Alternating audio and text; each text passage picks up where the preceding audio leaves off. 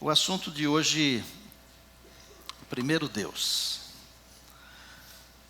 Os profetas menores, repetindo, eles são menores não porque os seus escritos são menos importantes, mas é apenas uma divisão assim de quem escreveu bastante e quem escreveu menos. Os escritos são igualmente importantes porque são inspirados por Deus. Há mensagens da Bíblia que de cara elas fazem as pessoas ficarem felizes.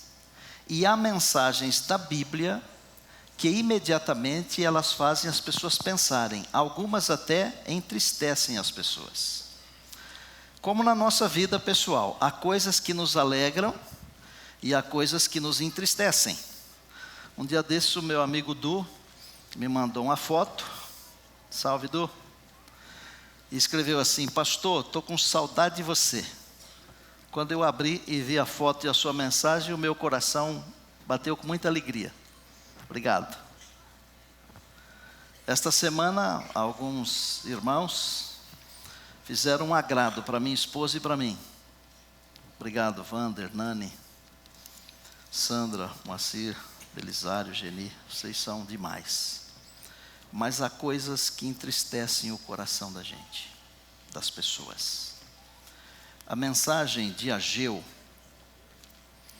é uma mensagem que, se não entristece, ela nos deixa muito preocupados. Eu orei demais para preparar esse sermão aqui. Eu fui muito abençoado.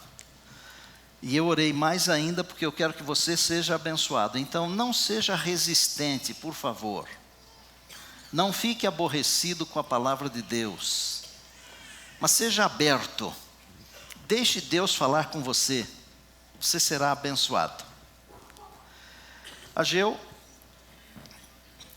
tem um tema principal. Deus em primeiro lugar. Essa é a ideia de Ageu. Ele está assim bem conectado com o que Jesus falou no Sermão da Montanha. E Jesus falou assim: buscai, pois, em primeiro lugar o seu reino e a sua justiça, e todas as outras coisas vos serão acrescentadas. Está em Mateus 6:33.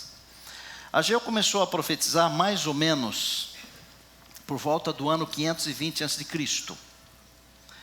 E esse profeta de Deus, ele foi muito poderoso, porque as pessoas atenderam a sua pregação.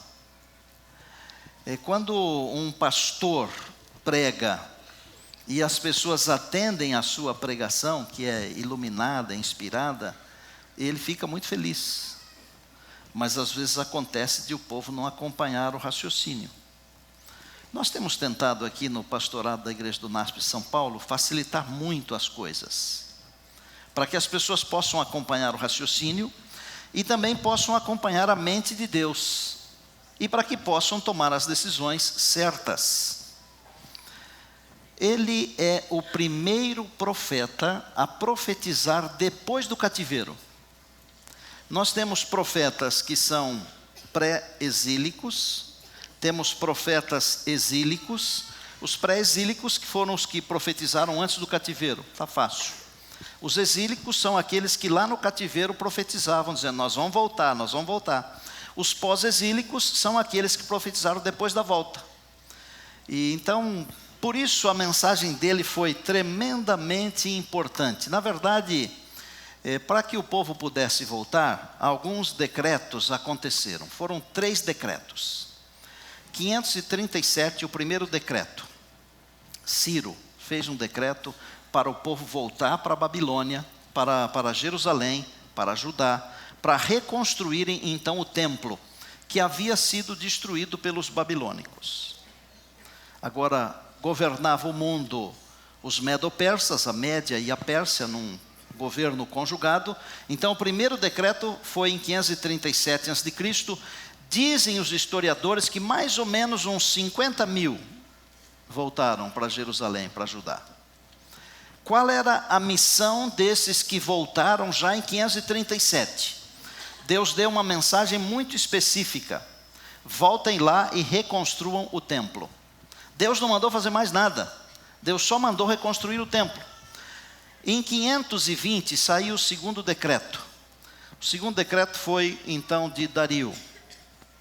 E depois saiu um outro decreto, em 457, por Artaxerxes. E a partir desse último decreto, de 457, nós começamos, então, a contar a grande profecia, maior, mais comprida, mais longa, a grande profecia de 2.300 tardes e manhãs de Daniel 8,14. Só que o nosso foco não é nem o primeiro nem o último decreto, é o do meio. Quando então surge Ageu. Qual era a mensagem de Ageu? A mensagem de Ageu era uma mensagem muito simples. Voltem lá, reconstruam o templo. Qual era o pecado do povo nos dias de Ageu? Idolatria? Não, não era idolatria. O pecado do povo nos dias de Ageu não era idolatria, embora eles tenham ficado 70 anos no cativeiro babilônico, com todo aquele panteão enorme de deuses falsos. A ideia agora era outra. Não era idolatria, era amor ao dinheiro. Esse era o problema daquele tempo. Mas espera aí, amor ao dinheiro? Stephanie, puxa mais uma para mim aí. O amor ao dinheiro. Imaginem, falar para um povo sobre dinheiro é muito difícil. A coisa mais difícil que tem é falar de dinheiro para o povo. E mesmo falar de dinheiro para o povo de Deus. Porque nós achamos que o dinheiro é nosso. Mas Deus falou através do profeta: minha é a prata, meu é o ouro. Tudo é de Deus. Só que como nós trabalhamos para ganhá-lo, nós achamos que ele é nosso. E também achamos que podemos fazer o que quisermos com ele. Agora, pensem aqui comigo, como deve ter sido difícil para esse profeta chegar para o povo e dizer assim: vem cá, o dinheiro não é seu, é de Deus. Deus mandou você aplicar o dinheiro na reforma do templo. Reconstrua o templo. Você acha que o povo ouviu isso com tranquilidade? Não ouviu. Mas quando estudamos o livro, pegue aí a Bíblia, você trouxe a Bíblia? Quando estudamos o livro de Ageu, está na mão? Mostra aí. Pode ser eletrônica, hein? Tem que ter uma canetinha, alto, para anotar. Nós vamos ler um trechinho da Bíblia com vocês. O trecho não é muito grande, o trecho é pequeno. Ele está no capítulo 1.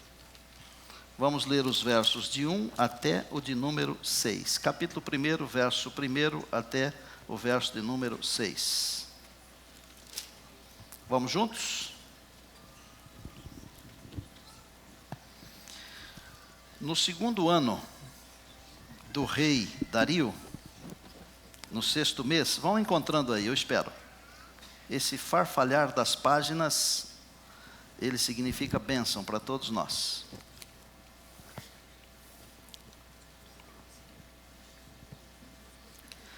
No segundo ano do rei Dario, no 6º mês, no primeiro dia do mês, grave aí, Dario, veio a palavra do Senhor, grave aí, palavra do Senhor, por intermédio do profeta Ageu. A mensagem foi para Zorobabel, grave aí, governador de Judá, e também para Josué, sumo sacerdote. 2. Assim fala o Senhor dos Exércitos. Este povo diz: não veio ainda o tempo em que a casa do Senhor deve ser edificada. Veio, pois, a palavra do Senhor por intermédio do profeta Ageu, dizendo: acaso é tempo de habitardes vós em casas apaineladas, estucadas, confortáveis, enquanto a minha casa permanece em ruínas? Ora, pois, assim diz o Senhor dos Exércitos: considerai o vosso passado. Tendes semeado muito, recolhido pouco. Que tristeza. Comeis, mas não chega para fartar-vos. Bebeis, mas não dá para saciar-vos. Vesti-vos, mas ninguém se aquece. E o que recebe salário, recebe-o para pô-lo num saco furado. Esta era a situação do povo, o povo de Deus. Deus primeiro. Qual é a situação do povo de Deus hoje? Esse é um assunto que nós vamos discutir daqui a pouquinho. Quando nós pensamos nas coisas de Deus, nós temos que pensar que Deus é exato. Deus não está preocupado com aquilo que não é exato. Por isso o Senhor Jesus falou que é sim, sim e não, não. E a Bíblia diz que o que passa do sim, sim e do não, não é do maligno. Há tantas coisas do maligno hoje, e por vezes nós preferimos as coisas do maligno, porque nós vivemos num mundo do maligno. A Bíblia diz do príncipe deste mundo. A nossa luta não é contra carne e sangue, mas é contra os principados, as potestades. Aí vem o profeta naqueles dias e ele diz assim: vocês não devem morar em casas bem arrumadas enquanto a casa de Deus está em ruínas. O povo levou um choque. Agora, eu vou falar uma coisa para vocês aqui que não está escrito aqui, mas eu tenho a obrigação de falar, porque você não tem a obrigação de pesquisar, de estudar, mas eu tenho. Quando o decreto primeiro saiu, o rei mandou que eles levassem madeira da boa para Jerusalém. E eles pegavam a madeira lá em cima, na Síria, no Líbano, traziam pelo mar Mediterrâneo até Jope, e ali então era transportado com animais até a cidade de Jerusalém. Sabem o que os irmãos estavam fazendo naqueles dias?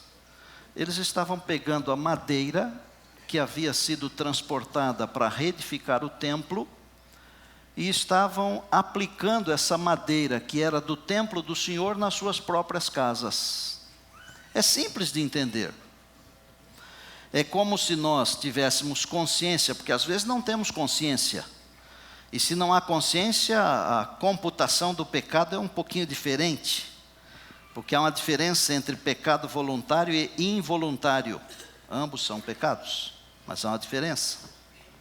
Há diferença também na nossa lei brasileira, no Código. Quando nós cometemos um delito de livre e espontânea vontade querendo, e quando cometemos sem querer, há uma diferença na aplicabilidade da pena. Isso não importa. Mas eles sabiam que aquelas coisas eram da casa de Deus. Eles estavam, no mínimo, falando o português bem claro aqui, roubando a casa de Deus. Quando nós temos convicção de que algumas coisas são de Deus, e nós nos apropriamos dela, aí o Senhor vem e ele fala assim: vós me roubais. Quando nós roubamos ao Senhor, nós trabalhamos igual condenado, e nós colocamos o dinheiro num saco furado, vai embora. Está na Bíblia. Não sou eu que estou inventando isso. Porque a bênção de Deus, ela se esvai quando nós temos consciência do que é correto e fazemos o que é errado. O livro de Ageu é um livro muito interessante. E eu fico feliz de ter a oportunidade de estudar a Bíblia, de ser pago para estudar a Bíblia. Porque é um livro que contém pedaços assim. São vários excertos. Na verdade, são 4 mensagens. São 4 sermões. É como se eu pregasse aqui no primeiro sábado do mês um sermão, no segundo sábado do mês um outro, no terceiro outro e no quarto sábado do mês um outro. Então são mensagens poderosas. E eu gostaria nesse momento que você me acompanhasse para que você também fosse abençoado como eu fui abençoado. Dá uma olhada nas mensagens, como elas são fantásticas. Antes de ler a mensagem, comentar a mensagem primeira, queria dizer que esse livro tinha um propósito muito forte. O propósito de fazer o povo entender que quando Deus dá uma ordem, as coisas de Deus, elas devem vir em primeiro lugar. Eu não vou falar aqui, por exemplo, sobre oferta, mas eu poderia falar. A oferta para Deus vem em primeiro lugar. O apóstolo falou assim: no primeiro dia da semana, coloca de parte a sua oferta. Não é para deixar em cima da hora. E eu poderia falar de dízimo aqui. Quando deve ser separado o dízimo do Senhor? Depois de pagar todas as coisas, lá no fim, não vai sobrar. E não sobra. Pode testar. Agora, às vezes nós temos mais coisas para pagar do que o dinheiro que nós temos. Às vezes, não é todo dia. Não abuse de Deus. Mas às vezes, mesmo tendo mais para pagar do que o que temos no bolso, quando nós somos fiéis e separamos primeiro o que é de Deus, acontece um milagre no restinho que sobra. Eu não sei fazer algumas contas assim. Eu sou contabilista formado, eu sou matemático. Há certas coisas que nós não conseguimos explicar. Porque quando nós colocamos primeiro Deus, a palavra diz assim: todas as outras coisas vos serão acrescentadas.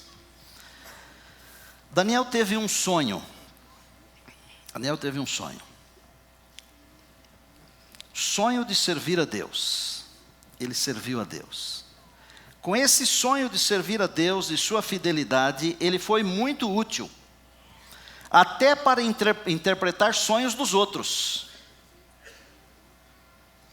E Daniel fez uma interpretação fantástica de um sonho que tem uma estátua enorme, e as datas são corretas, são impressionantes.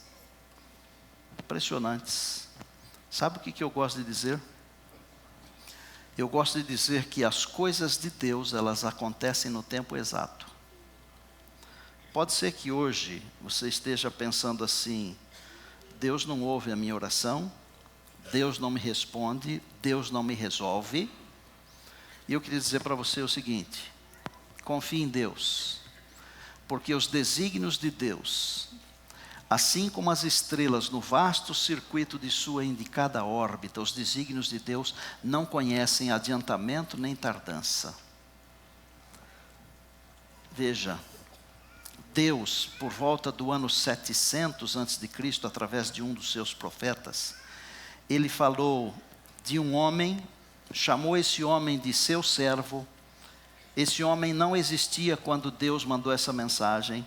Esse homem foi Ciro.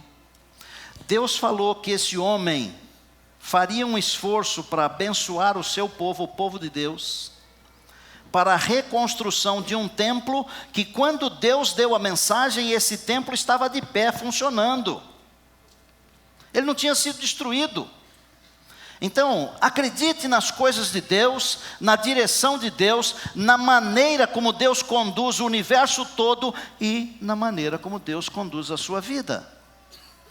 A primeira mensagem, vamos ao capítulo 1.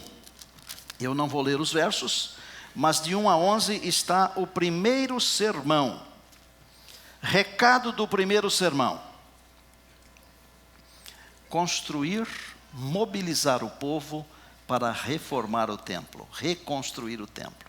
Mensagem muito simples, muito clara. Chamou o governador, chamou o profeta, chamou o governador, chamou o sumo sacerdote, e vocês têm essa missão. Se vocês tiverem dificuldade de fazer com essa missão aquilo que eu quero que vocês façam, então eu faço um apelo para vocês: olhem para o passado. Esse olhe para o passado aqui, sabe qual é a mensagem que tem? Querem voltar para o cativeiro? Você quer voltar para o cativeiro do pecado? Olhe o passado, como era o cativeiro do pecado. O Senhor Jesus nos libertou, e libertou a você, a mim. Hoje nós somos livres, nós podemos amar e servir ao Senhor com liberdade. Glória a Deus por isso, diga amém. Esse primeiro sermão, ele foi engolido, mastigado, degustado, apreciado pelo povo de Deus. E nos versos de 12 até o 15, nós descobrimos que eles fizeram, os líderes e o povo, todos se juntaram para fazer aquilo que a profecia estava mandando fazer. Aquilo que Deus, através do profeta, estava mandando que fosse feito. É importante quando nós confiamos em Deus. As coisas de Deus avançam e nós somos abençoados. Se nós não confiarmos em Deus, as coisas de Deus emperram e nós não somos amaldiçoados. E às vezes até, além de não sermos abençoados, nós somos amaldiçoados. Tem que confiar em Deus. O segundo sermão dele começa no capítulo 2. É de 1 a 9. Aqui há uma promessa nesse sermão. Por que havia uma promessa? Porque quando eles olharam o templo, alguns eram ainda remanescentes e conheciam o primeiro templo, que era glorioso, que o primeiro templo ele foi construído numa época de muito dinheiro, de tranquilidade, diferente do segundo, que foi construído numa época que não se tinha dinheiro. Aí os remanescentes olhavam para o segundo templo e eles diziam assim: não é igual, não é igual. Nós fazemos isso às vezes, né? Ah, mas esse diretor aqui é diferente daquele. Claro que é diferente, não existem duas pessoas iguais. Ah, mas esse governante aqui é diferente. Claro que é. Esse pastor é diferente. Aliás, pastor é o único trabalho dessa vida onde se agrada 100% das pessoas, né? O pastor agrada uma quantidade quando chega e uma outra quantidade na hora que vai embora. É verdade. Foi construído numa época difícil. Aí eles olhavam para o templo, não tem a mesma glória do primeiro. Aí Deus falou o seguinte: esse aqui, ele será mais glorioso do que aquele lá. Quando eu prego para vocês e eu digo que os melhores dias ainda estão pela frente, e eu estou dizendo que a próxima glória será muito melhor do que agora. Não viva do passado, aquele tempo que era bom. Claro que nós podemos fazer comparações. Por exemplo, houve um tempo em que você olhava para uma pessoa e pensava assim: essa pessoa é cristã adventista do sétimo dia. Lembra disso aí? Hoje você encontra as pessoas, está fazendo assim, né? Não dá para falar mais. Vocês perceberam?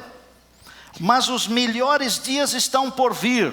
Jesus voltará e os grandes dias serão nossos. A glória desse templo será melhor do que a do primeiro templo. Sabem por quê? Porque nesse segundo templo, que foi construído por Zorobabel, e depois ele foi melhorado, reformado, abrilhantado por Herodes, nesse segundo templo, o Senhor nosso Deus se fez presente pessoalmente no templo, através do nosso Senhor e Salvador Jesus Cristo, Deus encarnado, o Filho de Deus, o nosso Salvador, amém? E amados, a glória do segundo templo, você é um templo. Você pode pensar assim: quando eu tinha 20 anos, quando eu tinha 30 anos, não é para pensar assim. Se o Espírito de Deus habita em você, essa é a glória do segundo templo. O Senhor Jesus veio, entrou no segundo templo. E sabe o que o Senhor Jesus veio fazer? Ele veio trazer a paz, estabelecer de novo uma ligação entre a terra e o céu, entre o homem e Deus, entre o Criador e a criatura, o Deus Salvador e o homem, mulher, o pecador. A glória do segundo templo. O terceiro sermão começa no verso 10 do capítulo 2.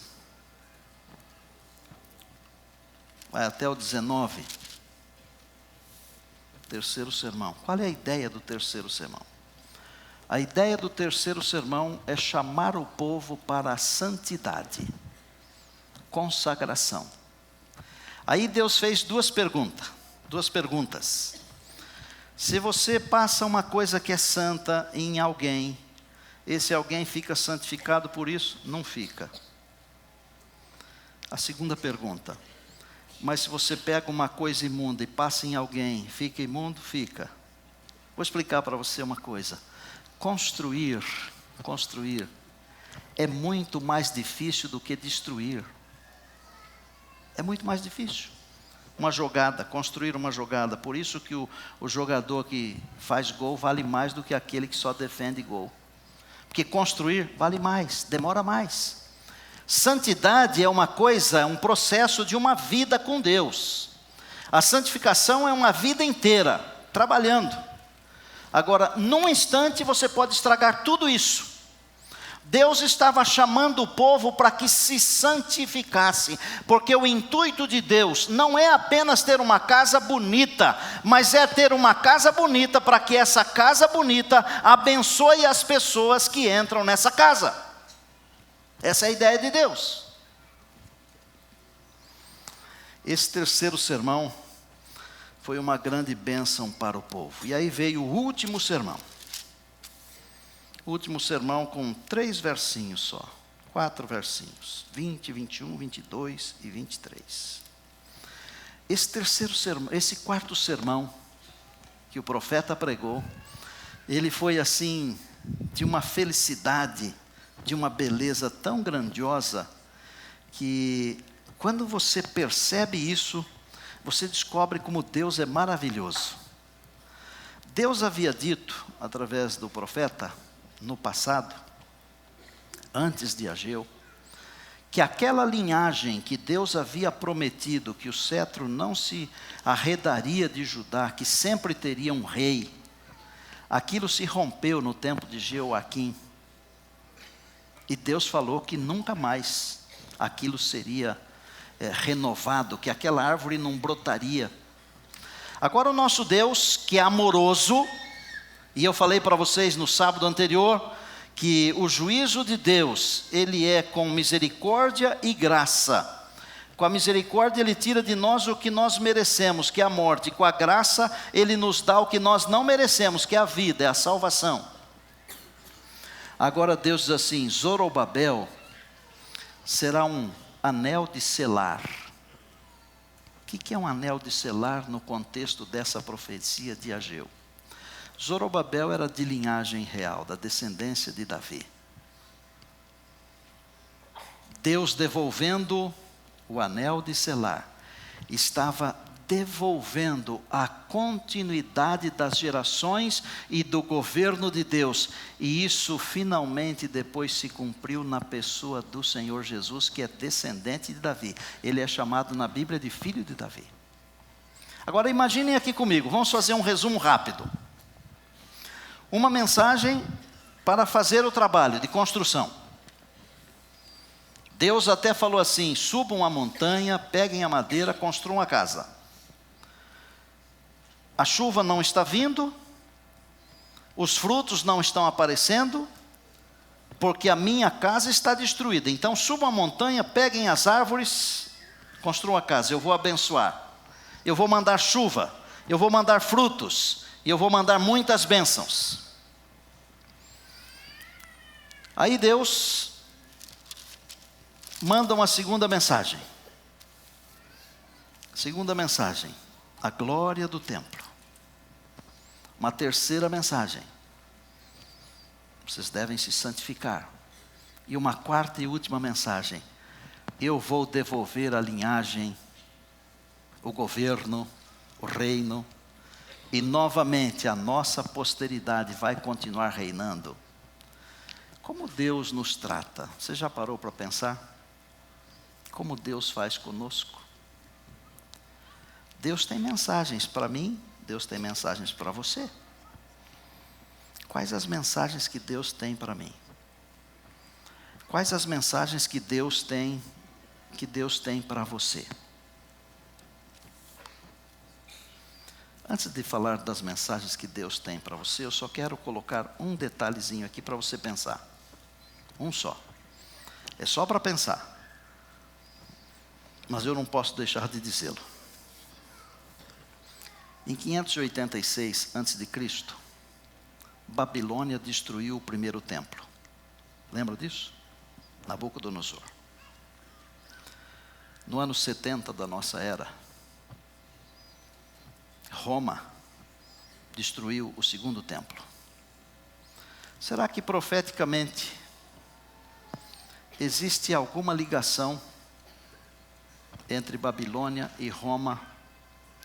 E será que tem alguma ligação exatamente desses dois poderes destruírem a mesma coisa em períodos diferentes da história? É só para você pensar. E se você quiser pensar um pouco mais, não perca os próximos capítulos, porque nós vamos explicar essas coisas. Qual é a mensagem que Deus tem para mim e para você hoje? Primeiro, mensagem de fidelidade. Você saberia explicar por que Deus chamou você para ser membro de uma igreja cristã adventista do sétimo dia? Saberia dizer? Eu lamento se você não sabe. Mas você foi chamado para pregar as 3 mensagens angélicas que estão em Apocalipse 14, de 6 a 12. Fala do juízo, fala da queda de Babilônia, fala da volta de Jesus, fala de um povo fiel. Foi isso. Você está sendo fiel ao seu chamado? Ou você não tem nem consciência disso, como alguns que voltaram em 537 e ficaram lá quase 20 anos, construindo as suas próprias casas, quando deveriam construir a casa de Deus? Você sabe o que é que você está fazendo aqui nesse planeta? De onde você veio? Quem você é? Para onde você vai? Fidelidade. Ninguém consegue ser fiel se não sabe quem é, de onde veio, o que faz e para onde vai. Tem que ser fiel, fidelidade a Deus primeiro. Fidelidade a Deus. Será que Ageu estaria falando para mim assim: pastor Estina, você não está sendo fiel no seu pastorado? Vou contar uma coisa aqui porque a pessoa me autorizou contar. Eu só conto aqui o que me autorizam. Não vou falar se é homem ou mulher, nem se é idoso, jovem, se é nada mais. Nem nome. Pastor, olha só. Eu estou pensando em me transferir para uma outra congregação nossa. Olha que legal. Um membro da igreja chega para o pastor e diz assim: eu estou pensando em me transferir para uma outra igreja. Há pastores e pastores, né? O camarada é membro da minha igreja, é minha ovelha, ele quer ir para uma outra e eu preciso perguntar por quê. Why? Mineiro, né? Why? Eu fui deselegante com você? Eu ofendi você? O pastor da igreja ofendeu você? Um dos meus associados ofendeu você? Você sabe que nós podemos até ofender uma pessoa pregando aqui do púlpito, né? Não, pastor, de jeito nenhum. Muito pelo contrário. É difícil achar um pastor. Aí ele falou um monte de adjetivos positivos que eu não vou repetir aqui, tá? E se eu fosse tudo que ele falou, eu já estaria quase lá dentro da eternidade mesmo, né? Eu falei: mas então por que você quer ir embora daqui? Ele disse: é muito simples, pastor. O senhor está querendo que eu esteja preparado para a volta de Jesus agora. Os seus sermões estão me dizendo isso. O senhor quer que eu esteja preparado para a volta de Jesus agora, e eu ainda quero viver um pouco. Então posso fazer um pedido a você? Pode. Se é por isso, não vá embora. Não vá embora. Fica aqui, aguenta. Porque no fundo é só isso que eu quero. Eu não quero nada mais. Eu quero que você esteja preparado hoje. Qual é a mensagem que Deus tem para você no livro de Ageu? É fidelidade. Fidelidade a Deus.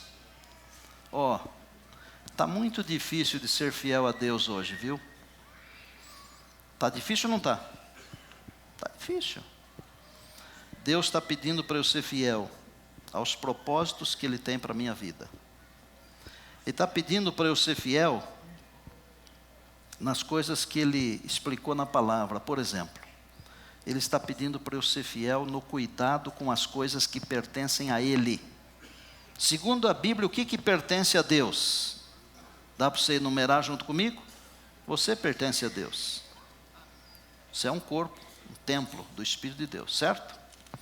A sua família pertence a Deus, inclusive os filhos. A Bíblia diz assim, taxativamente e com clareza: os filhos são herança do Senhor. E aí?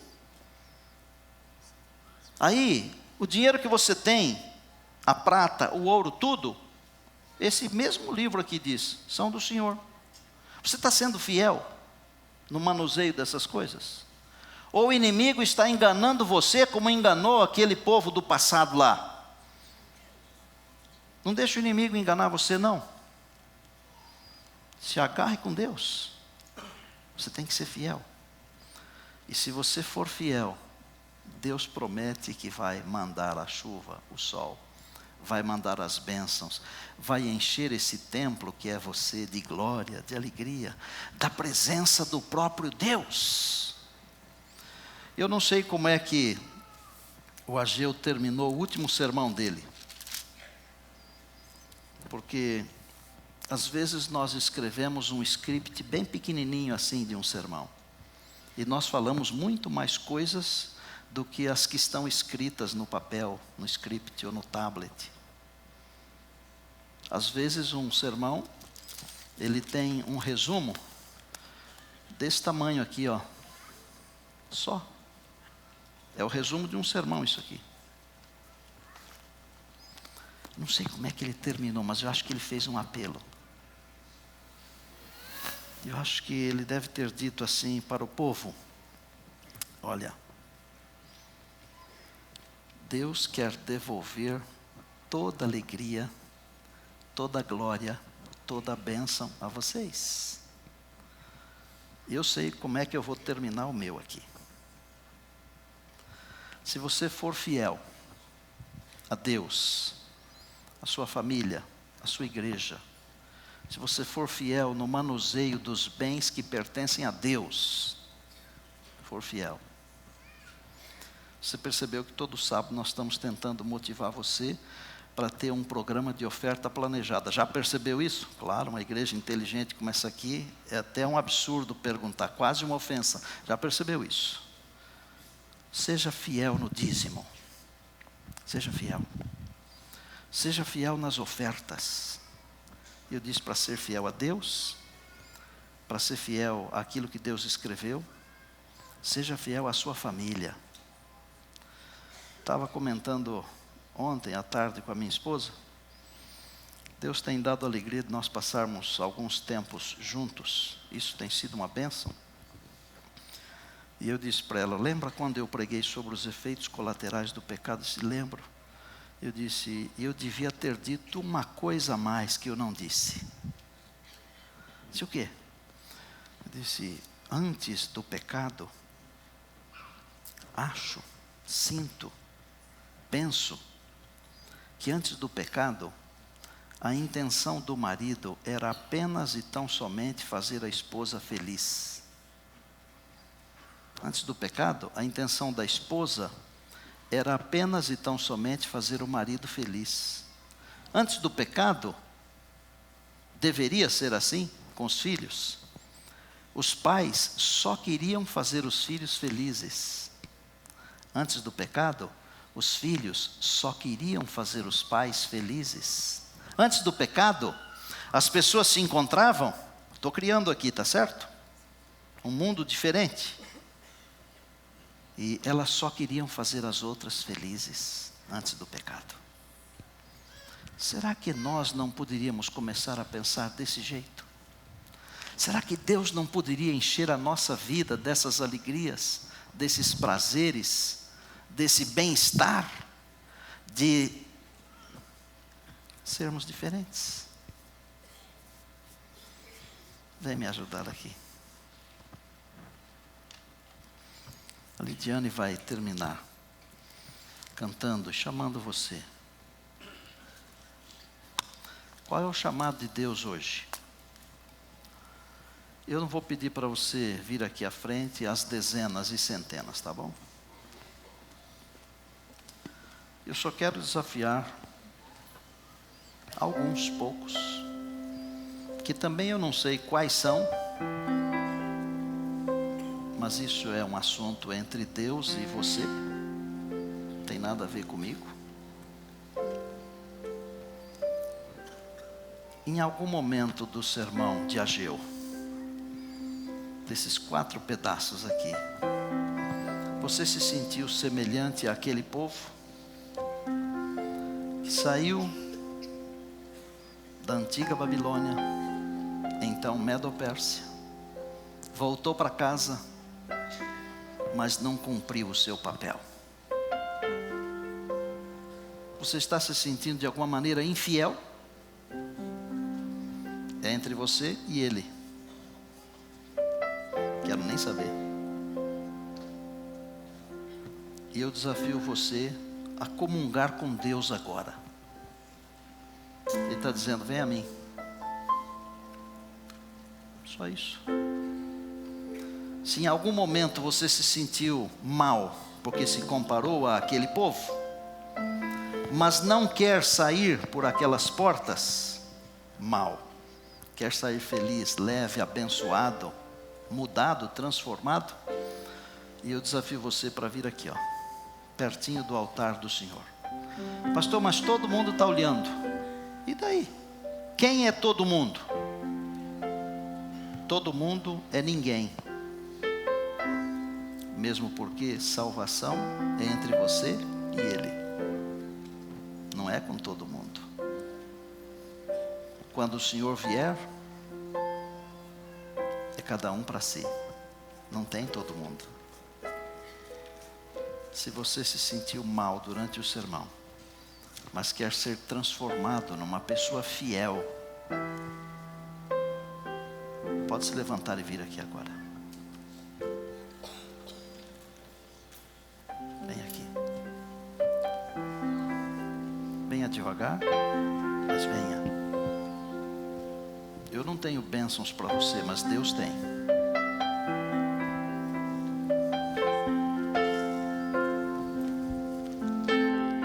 Às vezes as palavras não podem expressar, dizer todas as coisas que sentes em teu ser. Vês que um vazio quer tua vida contornar. Mesmo assim tu deves ir com Cristo conversar. Vinde a mim, Jesus convidando está. Estende tua mão e vem com Cristo andar. Teu amigo Ele quer ser e a paz te conceder. Tua vida conduzir, sim, juntos andar.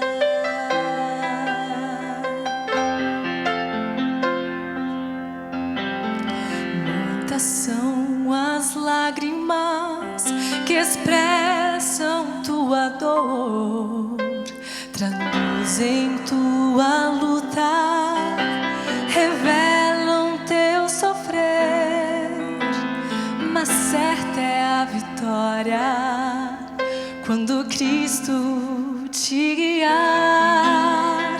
Entrega tua vida, vem com Ele caminhar. Vinde a mim, Jesus convidando está. Estende tua mão e vem com Cristo andar. Teu amigo Ele quer ser e a paz te conceder. Tua vida